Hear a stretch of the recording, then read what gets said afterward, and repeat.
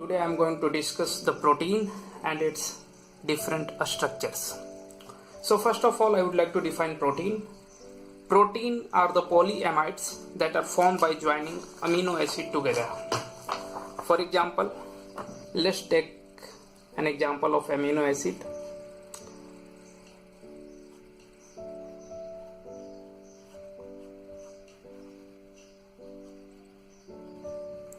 This is a glycine, and glycine is the only one amino acid.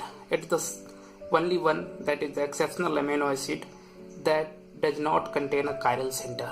This is optically inactive, and this carbon is not a chiral because there are two hydrogen, that is identical atoms, attached to that carbon. So when we take 2 units of it, let's 2 molecule of glycine, so they come together and there is loss of a water molecule. One hydrogen will be taken out from this NH2 and it will form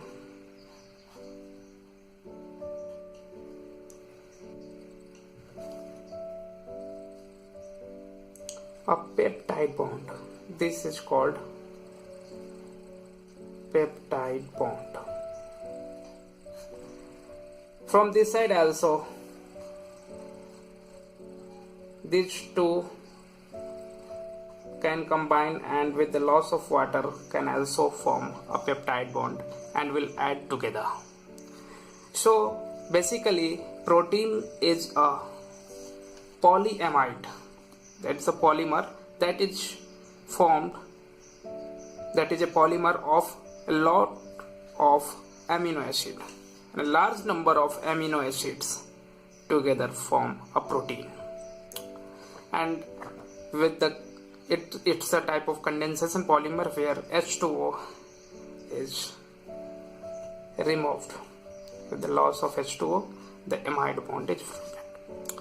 So this carbon nitrogen bond is called peptide bond.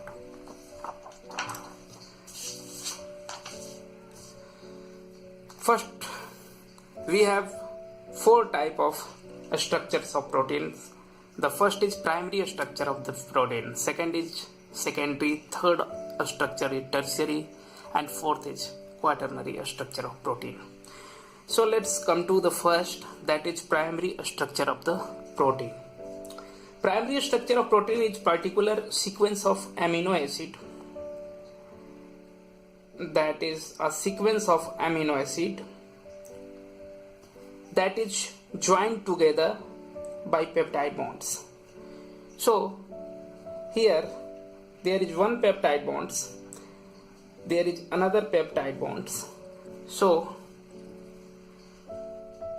there is 2 peptide bonds are present, and this is another amino acid, this one is another, and this one is another. So there are 3 amino acid involved in this, and they are forming a linear chain, and that is the structure we called primary structure of protein. One more important about this peptide bond, this is nitrogen and this is carbon and this is oxygen. So nitrogen has the lone pair of electron on its atom, and this lone pair will be delocalized over this carbon. So there will be some partial double bond character with this bond. So here and here also there is restricted rotation. As we know that sigma bond, rotation about sigma bond is possible, but rotation about pi bond or partial double bond is restricted. So here partial double bond will occur due to this resonance. And also we can say that these 6 atoms,